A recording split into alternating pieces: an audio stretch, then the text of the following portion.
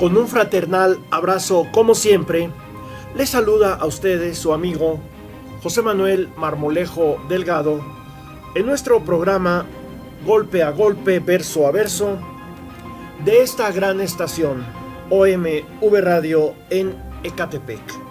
Tenemos como fondo en nuestra pantalla esta fotografía que tomamos hace algunos años en las cuevas de Xometla, arribita de Acolman. No dejen de visitar las cuevas de Xometla con su balneario, todo manejado por los ejidatarios. Así apoyamos la economía de la región.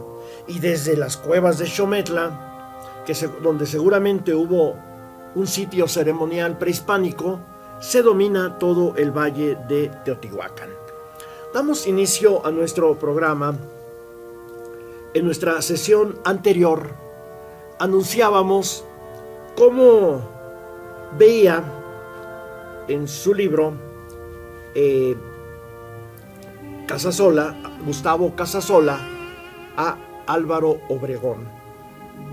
Al inicio de su libro sobre Obregón, en la síntesis biográfica, Gustavo Casasola dice: sus ideas políticas, las de Obregón, fueron antireeleccionistas y en 1911 inició su carrera política al ser electo presidente municipal de Huatabampo, Sonora.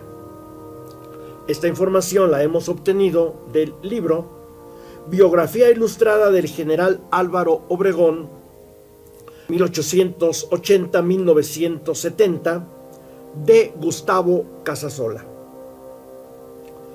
Después de sus primeros triunfos en Sonora, Venustiano Carranza ascendió a Obregón a general brigadier. En septiembre de 1914, en la ciudad de Chihuahua, Francisco Villa iba a fusilar a Obregón, quien fue salvado por la intercesión de algunos jefes militares. Villa y el gobernador José María Maytorena lanzaron manifiestos, desconociendo como primer jefe a Carranza. Después del ataque de Villa a Columbus, el 9 de marzo de 1916, Carranza nombró a Obregón secretario de Guerra y Marina y al general Cándido Aguilar secretario de Relaciones Exteriores. Con ese carácter, Obregón viajó a Ciudad Juárez a exigirle al general Hugo L. Scott la salida de las tropas estadounidenses, sin ningún éxito. Recordemos que el general Cándido Aguilar, además de secretario de Relaciones Exteriores de Carranza, era yerno de don Venustiano.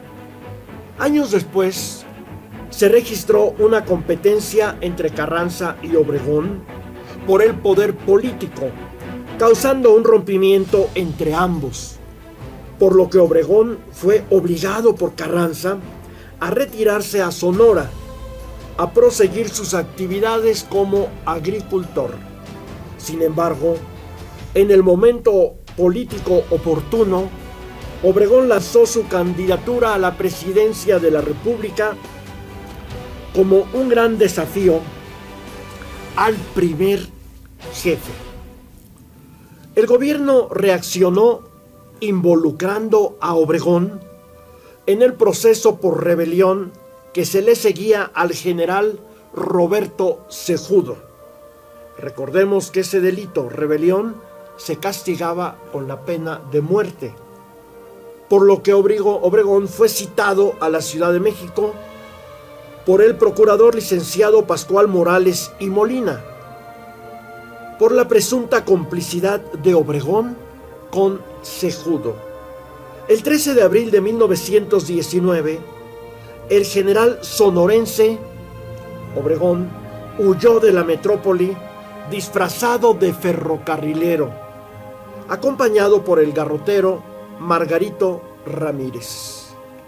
Se trasladó al estado de Guerrero, en donde recibió el apoyo del gobernador Figueroa, de esa terrible dinastía de los Figueroa en Guerrero. En tanto se lanzó el plan de Agua Prieta, que desconoció a Carranza como presidente de la República y luego le costó la vida, desatándose una nueva vertiente de la revolución. Obregón arribó a Tacubaya acompañado del general zapatista Genovevo de la O, haciendo su entrada triunfal a la Ciudad de México el día 9 de mayo, hospedándose en el Hotel San Francisco de la Avenida Juárez. El Congreso de la Unión nombró presidente provisional a uno de los promotores del plan de Agua Prieta, Adolfo de la Huerta, mismo que el 1 de junio rindió la protesta de ley para tal cargo. El 1 de diciembre de 1920, Obregón asumió la presidencia de la República, nombrando a Calles como secretario de Gobernación y a Adolfo de la Huerta como secretario de Hacienda. En 1926, el Congreso de la Unión reformó los artículos 82 y 83 de la Constitución para que el presidente pudiera reelegirse una vez, siempre que no fuera en un periodo inmediato. El 26 de junio de 1927, Álvaro Obregón aceptó su postulación como candidato a la presidencia de la República. Pretendía reelegirse. México entró entonces en un terrible y violento periodo de lucha político-electoral con alto costo social para el pueblo. En la introducción al libro, en el que se publica la correspondencia personal de Plutarco Elías Calles, se formula la pregunta de que si el vacío de poder que generó el asesinato de Obregón fue la causa del surgimiento del maximato, o este es solo producto del voluntarismo, del caudillismo y de la hegemonía de un grupo que se resistía a abandonar el poder.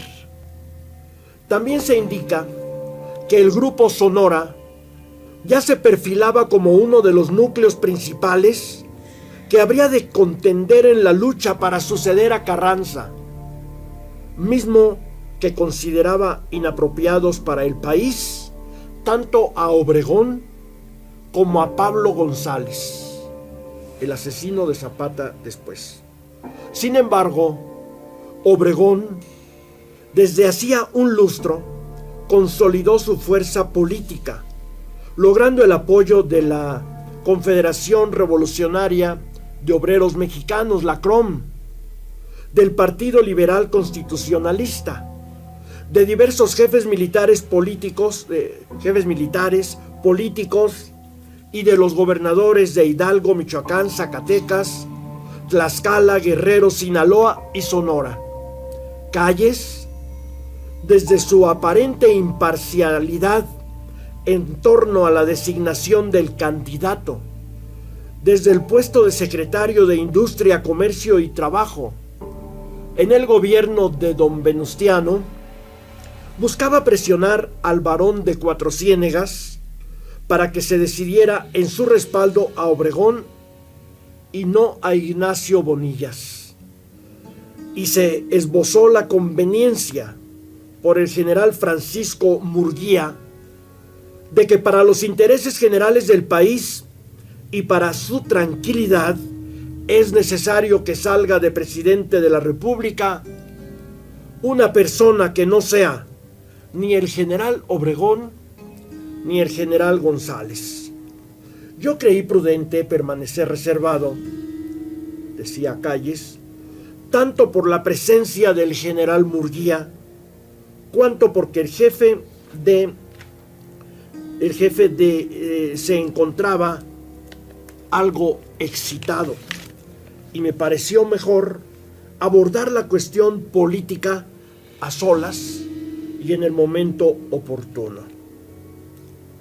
Esto está expresado en la carta de Calles al gobernador de Sonora, Adolfo de la Huerta, escrita el 27 de octubre de 1919 en la Ciudad de México. Es un hecho que los principales beneficiarios de la revolución fueron los militares, que pudieron llegar al poder político a través de esta. Resulta de gran interés conocer las confidencias de los poderosos generales en torno a los negocios privados.